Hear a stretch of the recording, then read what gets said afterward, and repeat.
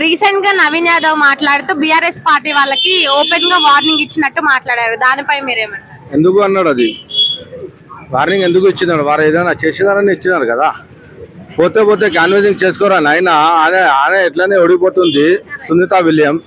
దానికి ఎందుకు గెలిపించి నీకు తిరుగుతున్నావు అంటే ఆయనకి కోపం వచ్చి మా క్యాన్వేజింగ్ బండిని చూసి కావాలని ఆయనకి మంట పెట్టేస్తా, తిరిగితే మీకు అంతా చేసేస్తా అని ఆ డైలాగ్ కొడితే, అట్లా చూపిస్తే ఆ వీడియో వైరల్ అయితే దాని తర్వాత ఆయన మాట నవీన్ యాదవ్ ఆ మాట చెప్పినాడు. క్యాన్వేజింగ్ వచ్చినారు, క్యాన్వేజింగ్ చేసుకోండి, వెళ్ళిపోండి. దాంట్లో బెదిరించడం, మా కార్యకర్తలకి ఇట్లాంటి మంట పెట్టి మొత్తం కాల్ చేస్తా, బుడ్ చేస్తా, అది చేసేస్తా అంటే దానికి కౌంటర్ ఇచ్చినాడు ఆయన. ఇట్లా ఉంటే మీరు తిరగలేరు, కార్యకర్తలే వెనక పడతారు, మీకు తరిమి కొడతారని ఆ మాట ఉన్నది. అది రీసెంట్ గా కేటీఆర్ 500 రోజుల్లో మళ్ళీ కేసీఆర్ ప్రభుత్వమే వస్తుంది, హైడ్రా బాధితులకి అందరికి న్యాయం చేస్తామంటూ మాట్లాడుతున్నారు. దానిపైన అట్లా కూడా చెప్పొచ్చు. ఎందుకంటే ఆరోగ్యం మంచి లేదు కేసీఆర్ది, చాలా వీక్ అయిపోయినాడు, తిరగనీకి ఎత్తలేదు. 500 రోజుల్లో ఏమవుతుంది ఏమో ఆయనకి, కేసీఆర్కి. తర్వాత మళ్ళీ పార్టీ ఉంటుందా? బీఆర్ఎస్ మళ్ళీ కవిత madam separate, Harish Rao separate అయిపోతారేమో. First KCR ఆరోగ్యం చూడమని హాస్పిటల్కి తీసుకొని మంచిగా ఆయనకి బూస్ట్లు, హార్లిక్స్లు తాగిపిస్తే ఏదైనా బాడీ ఆయన మారిపోతే కేసీఆర్ ఏదైనా చేయవచ్చు. పాపం ఆయనకి బాధల మీద బాధలు ఉన్నాయి, ఇంటి బాధలు ఎక్కువ ఉన్నాయి. జూబ్లీస్ బాధలు ఏం చూసుకుంటాడు ఆయన? మళ్ళీ సీఎం అయితే అప్పటి వరకు ఉంటాడా సీఎం? ఆరోగ్యం మంచి ఉంటే ఉంటారు కదా మనుషులు, ఏదైనా చేయనీకి. ఆరోగ్యం నడవనికి అయితే లేదు. ప్రతి వీడియోలో చూడు కేసీఆర్ పాపం ఎట్లా అయిపోయినది. ఆయనకి ఇంటి సమస్యలు మొత్తం మనిషిని మొత్తం వీళ్ళు మింగేసినారు, ఇంటి వాళ్ళే మింగేసినారు ఆయనకి. ఇప్పుడు గెలుపు ఎక్కడ, ఆయన సీఎం ఎక్కడ? కేసీఆర్ ఇప్పుడు సబ్జెక్ట్ అయిపోయింది. ఆయన ఆరోగ్యం మంచి లేదు, ఆయన ఇంట్లోనే ఉంటాడు అని ఏం లేదు. ఇప్పుడు బీఆర్ఎస్ టీఆర్ఎస్ మొత్తం గోల్ అయిపోయింది, పార్టీ మొత్తం అయిపోయింది. స్టోరీ వాళ్ళది ఏం లేదు. కాంగ్రెస్ నడుస్తున్నది, కాంగ్రెస్ మంచిగా ఉంటుంది. మళ్ళీ 3 సంవత్సరం తర్వాత కాంగ్రెస్ ఉంటుంది. సో ఇక్కడ జూబ్లీ హిల్స్ బై ఎలక్షన్స్ వచ్చేసినాయి కదా, మరి ఎన్నో రోజుల్లో కూడా లేదు, మహా అంటే 5-6 రోజుల్లో ఎన్నికలు కూడా జరగబోతున్నాయి. సో ఇక్కడ ఏ పార్టీ గెలిస్తే బాగుంటుంది? కాంగ్రెస్ పార్టీ గెలిస్తే ఎందుకండి కాంగ్రెస్ బస్సులు ఫ్రీ పెట్టిండ్రు, మనకు బియ్యం సన్న బియ్యం ఇస్తున్నాడు, అన్ని విధాలు మంచిగా ఇస్తారు. మళ్ళీ రాగానే పింఛన్ కూడా ఇస్తా అన్నారు. ఇల్లు కూడా పెన్షన్లు కూడా 4000 ఇస్తా అని చెప్పి 4000 ఇస్తున్నారా? అంటే ఇవ్వలేరు కానీ ఇస్తారేమో, ఇంకా స్టార్ట్ కాలేదు, అది ఇస్తారేమో. చాలా బాగుంటది కాంగ్రెస్ వస్తే. మరి 3 సార్లు కూడా గోపీనాథే ఉన్నారు, మాగంటి గోపీనాథ్, బీఆర్ఎస్ పార్టీ ఆయన. మరి ఇప్పుడు వాళ్ళ ఆమెకి టికెట్ ఇచ్చారు కదా, ఆమెకి గెలిచే అవకాశం లేదంట. ఏమో అది అయితే నేను చెప్పలేను, కానీ కాంగ్రెస్ అయితే మాకు ఇట్లా పెట్టిండ్రు, కాంగ్రెసే రావాలి. అంటే కాంగ్రెస్ కి కూడా ఏమంటారు, 2 సంవత్సరాలు అవుతుంది అధికారంలోకి వచ్చి, అయినా కూడా ఇచ్చిన పథకాలు ఇస్తలేరు, హామీలు కూడా కరెక్ట్ చేస్తలేరు అంటే కొంతమంది నెగిటివ్ గా మాట్లాడుతున్నారు కదా. మరి ఎట్లా గెలుస్తుంది అనుకుంటున్నారు? ఎందుకంటే సన్న బియ్యం ఇస్తున్నాడు, మాకు బస్సులు ఫ్రీ పెట్టిండు. ఇక రాంగరాంగనే మేము ప్రజలందరూ రాంగరాంగనే ఇస్తాడని ఆశ పెట్టుకున్నాము, వస్తుంది కంపల్సరీ. ఎందుకండి కాంగ్రెస్ పార్టీ ఇప్పుడు అధికారంలో ఉంది. ఆ కాంగ్రెస్ పార్టీ పేద ప్రజలకు న్యాయం చేస్తుంది. అలాంటప్పుడు కాంగ్రెస్ పార్టీ రాకుండా బీఆర్ఎస్ ఎలా వస్తుంది? కాంగ్రెస్ అధికారంలోకి వచ్చిన తర్వాత కూడా 2 సంవత్సరాలు పూర్తవుతుంది. ఇప్పుడు కూడా 6 హామీలు అన్నారు, 4 పథకాల్లో 420 హామీలు అన్నారు. ఏవి కూడా కరెక్ట్ చేయలేదు అని ప్రజల్లో నెగిటివిటీ కనిపిస్తుంది. మరి దానిపై మీరేమంటారు? ఏ నెగిటివిటీ లేదు.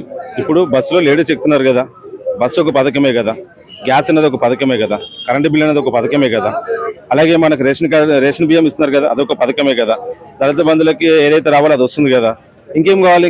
ఇంకేం పథకాలు కాలేదు అంటున్నారు, నాకు అర్థం కావట్లేదు. అంటే ఇవి రేషన్ కార్డుల విషయంలో గానీ, ఇందిరమ్మ ఇండ్ల విషయంలో గానీ అందరికీ రావట్లేదు, వచ్చిన వాళ్ళకే వస్తున్నాయి. అక్కడ కూడా ఏదో మోసపూరితంగా జరుగుతుంది అని చాలా మంది మాట్లాడుకుంటున్నారు. దానిపైన రేషన్ కార్డులో ఎవరికైతే కార్డులు రావాలో వాళ్ళకి వచ్చినాయి, ఎవరికైతే పేర్లు యాడ్ కావాలో యాడ్ అయినాయి. ఇప్పుడు అన్ని అయినా జరుగుతున్నాయి, అన్ని కనబడుతున్నాయి.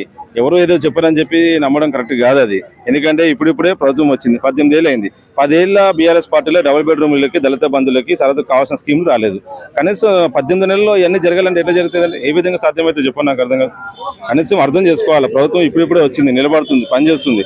హైడ్రా ఏదైతే ఉందో అది పనులు చేసుకుని పోతుంది. ఇన్ని ల్యాండ్లు కబ్జాకు గురైతే ఇంతవరకు ఎందుకు మాట్లాడలేదండి? ఇన్ని ల్యాండ్లు ఎట్లా వచ్చినాయండి బయటికి? మరి ఇన్ని 10 ఏళ్లలో మీరు ఎందుకు ఒక సోషల్ మీడియా పరంగా ఇంత ల్యాండ్లు 10 సంవత్సరాల్లో బీఆర్ఎస్ పార్టీ ఉంది కదా, ఇన్ని ల్యాండ్లు కబ్జాలు అయింది కదా, ఇన్ని ల్యాండ్లు కబ్జాలు అయితే బయటకు వస్తున్నాయి కదా, మరి ఆ ల్యాండ్ విషయంలో ఎందుకు మాట్లాడతలేదు? అవి ప్రభుత్వం భూములే కదా.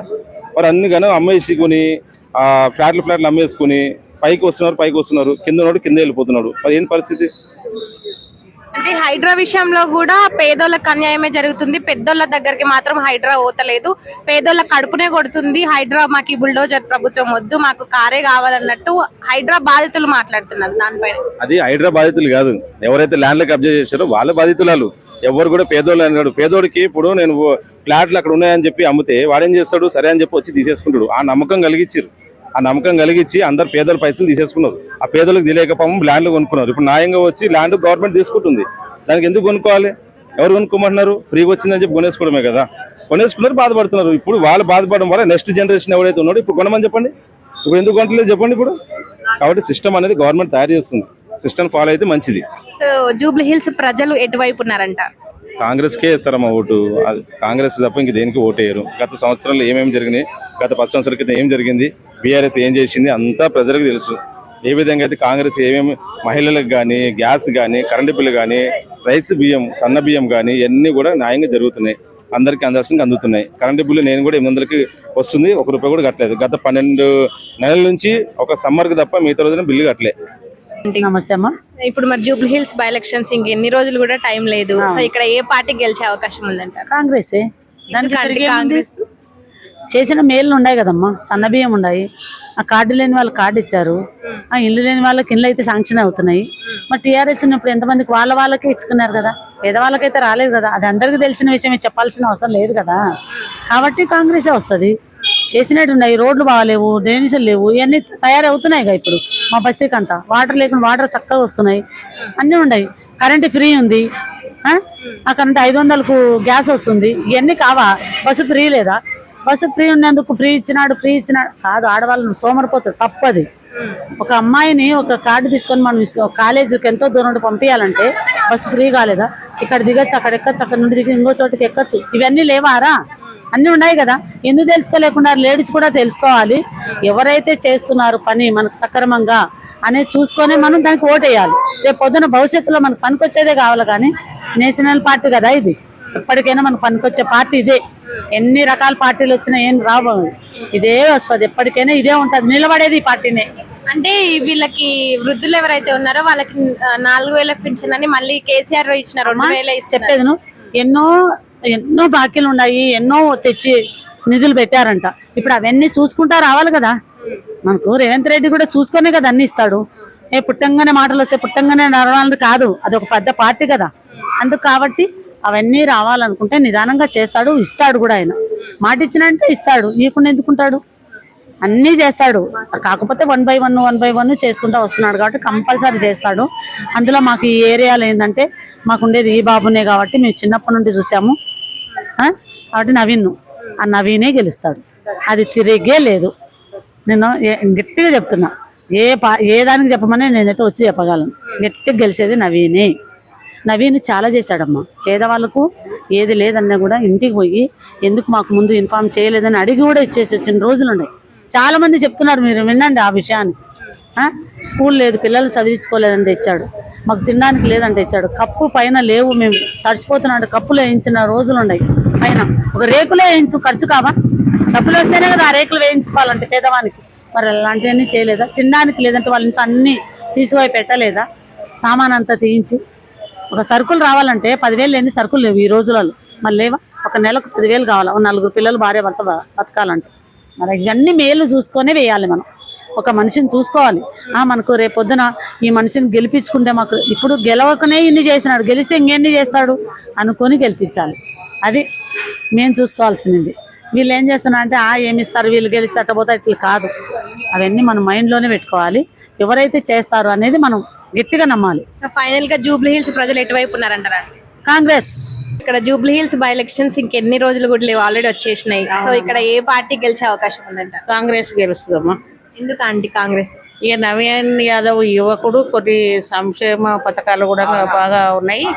సన్న బియ్యం అని, తెల్ల రేషన్ కార్డు అని, కరెంటు ఫ్రీ అని, బస్సు ఫ్రీ అని ఇవన్నీ పెట్టారు. కాబట్టి మహిళలు ఎక్కువ మటుకు కాంగ్రెస్కు మొగ్గు చూపిస్తారు. అంటే చాలా మంది ఏమని మాట్లాడుకుంటున్నారంటే నవీన్ యాదవ్ అధికారంలోకి రాకముందుకే అందరిని బెదిరిస్తున్నాడు, ఇదంతా చేస్తున్నాడు, అధికారం వస్తే మాత్రం ఇంకా అంతే సంగతులు అని కేటీఆర్ అంటున్నాడు. సో దానిపైన ఏమంటారు? ఇక కేటీఆర్ మస్తు మాట్లాడతారు, ఆపోజిట్ పార్టీ కాబట్టి ఎవరైనా మాట్లాడతారు. కాకపోతే నవీన్ యాదవ్ ఎప్పుడు మా ఏరియాకి వచ్చి గుండాయిజం అలాంటివి ఏం చేయలేదు, ఎవరిని బెదిరించలేదు. మా ఏరియాకి అయితే ఎవరూ రాలేదు. మరి ఎక్కడ గుండాయిజం చేసినో మాకు తెలియదు. అంటే మీ వరకే వస్తున్నాడా? అంటే ఇప్పుడు ఎలక్షన్స్ టైం కదా, మీ వరకు వచ్చి మాట్లాడే ప్రయత్నం చేస్తున్నారు. ఇక అప్పుడప్పుడు వచ్చిపోతున్నారు. ఇక వస్తారు కదమ్మా, ఇప్పుడు ఎలక్షన్ కాబట్టి ఖచ్చితంగా వస్తూ ఉంటారు. ప్రతి ఒక్క క్యాండిడేట్ వస్తారు. అయితే ఇటు బీఆర్ఎస్ అభ్యర్థి ఎవరైతే ఉన్నారో మాగంటి సునీత, ఆల్రెడీ వాళ్ళ హస్బెండ్ 3 times ఆయన ఎమ్మెల్యేగా కంటిన్యూ అయ్యారు. ఇప్పుడు కూడా ఆమెనే గెలిపించుకుంటాం, ఆమె పైన సింపతి వర్కౌట్ అవుతుంది అని కొంతమంది మాట్లాడుతున్నారు. మరి అది ఎంతవరకు అయ్యే అవకాశం ఉందంట? ఇక ఆమె ఇంకా బయటికి వెళ్ళలేదు, ఆమెకి ఏం తెలియదు కాబట్టి యువకుడు చదువుకున్నాడు, బాగా పనులు చేయగలుగుతాడు అన్నట్టు అందరూ నవీన్ యాదవ్కి వేయాలన్న ఆలోచనలో ఉన్నారు. అంటే మరి ఇప్పుడు అంటే ఇక్కడ లోకల్ వాళ్ళ మాటలు అంటే ఎవరికి సపోర్ట్ చేయాలని అనుకుంటున్నారు? అంటే ఇక్కడ ఎవరిని అడిగినా కూడా నవీన్ యాదవ్ కి సపోర్ట్ చేస్తామని చెప్తున్నారు, కానీ రియాలిటీలో అంటే ఎవరి వైపు ఉండాలనుకుంటున్నారు? రియాలిటీలో కూడా నవీన్ యాదవే అనుకుంటున్నారు. కాకపోతే నవీన్ యాదవ్ మంచి పనులు కొన్ని చాలానే చేసిండ్రు ఇప్పటి వరకు. ఇంకా మంచి పనులు చేయాలని మేము కూడా అనుకుంటున్నాం. గెలిస్తే ఇంకా మంచి పనులు చేయొచ్చు కూడా అనుకుంటున్నాం. అయినా రూలింగ్ గవర్నమెంట్ ఉంది కాబట్టి ఖచ్చితంగా నవీన్ యాదవే గెలవాలని అనుకుంటున్నాం.